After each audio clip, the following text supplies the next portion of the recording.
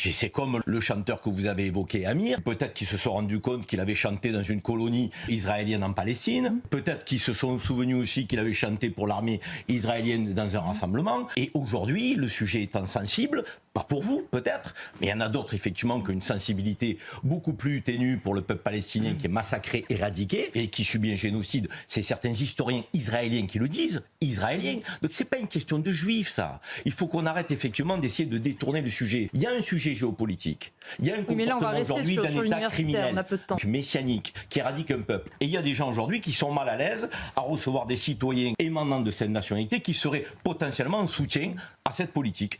Comme ça a été le cas pour la Russie. Et vous êtes dans le deux poids deux mesures. Nous n'avons pas fait d'émission pour les Russes. Vous vous souvenez quand même que des citoyens russes ont été frappés de mesures d'exclusion du monde sportif, culturel, universitaire. Vous vous en souvenez ou vous en souvenez pas? Dès 2022. Ça avait suscité le scandale à l'époque. Oui. Ça avait suscité aussi une adhésion de ceux qui étaient les organisateurs et qui disaient on ne veut pas aujourd'hui, en soutien à l'Ukraine, avoir des représentants de la Russie. Et pourquoi on dirait